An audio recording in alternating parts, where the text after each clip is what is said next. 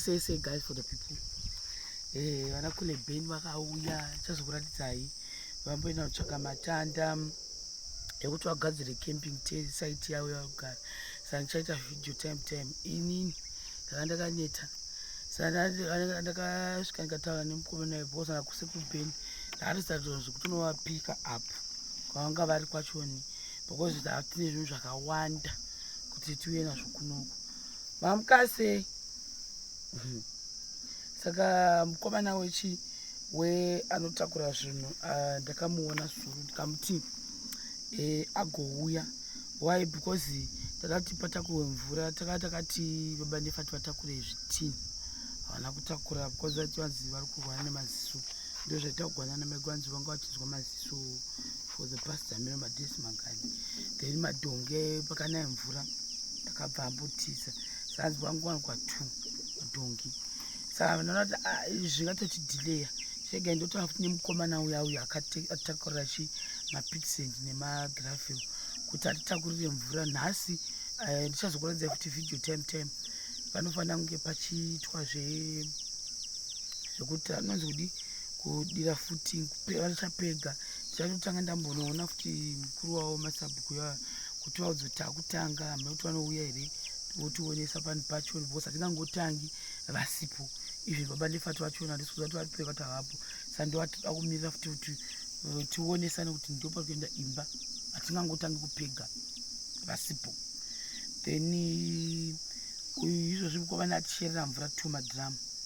Saka iwo ndopadada kuti titaurirane 2 madhiramu ndo 50 rands, which is fair handiti. Saka apa patauda kuti manje bosi haida zvichaji kuti kati ukanditakurira 1000 bricks $10.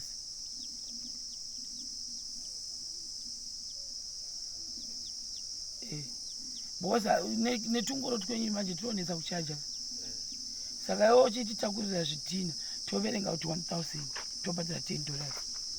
Vari kuzvinzwa kuti vasazofunga kuti pamwe ndaita zvemusoro wangu. Saka ndo zvandichamuita ndamubhadhara atitakurira mvura because ndandakaisa bhajeti yangu yekutakura zvinhu.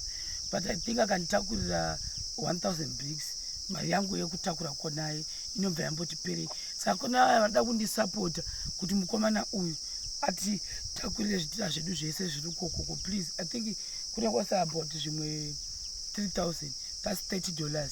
Vanoda kundisapota hangu kuti mukomana uyu because ari fast iyo zvatopedza onditakurira. Then mvura ndio ari kuti anochaja $3 per 2 madhiramu, which is fair. Saka inini yangu mari yandakabhajeta iri kupera panotakurwa zvidhina 1000. Saka izvizvi ukuziva pazviri. Saka inda kunotakura toota 1000 anopedza mai manje ndopa ini yangu yandandikabhajeta inobva yapera.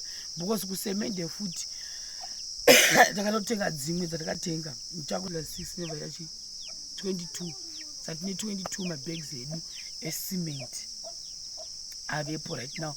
Semabrick force futi mabag otokapa tina madpc hatina mabatsapaikira zvina maiguru zvese izvozvo. Ndangoti ndikasvika ndongovapa madpc mabrick force ari kokoko. Saka ipapapapa akatitakurira ndo anopedza zvandosandoti anopedza nhasi 1000 bricks idzodzo anodzipedza ari fast mukomana wo zvake. Saka ipapapa panoda kundisapota kuti mukomana uyu atitakurire zvinhu zvedu kusvika tapedza project. Ndicharamba ndichingotaura muvidhio kuitira kuti muzoti taapapi padzimwe 3000 bricks tikakwanisa kuwana $30 tomubhadhira mukomana uyu. Zvinotibatsira because handiswera ndichizoti nditakuriro chakati mvura atonditakurira $3 2 madhiramu, which is cheap. Makusena izvozvo zvatopedza asi toda kudira footing kura kuti mangwana futi cheda futi mamwe 2 madhiramu. Bhajeti yangu inini yakambopera ndandakaisa paside iri kuperera pazvitina ndandakaisa paside bhajeti yacho iyo.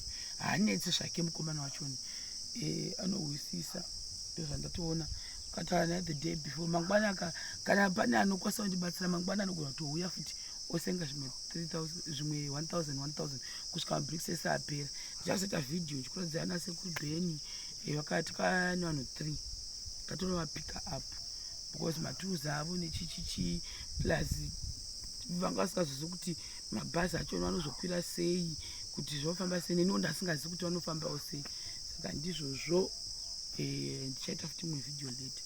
Ndakaneta guys for the people.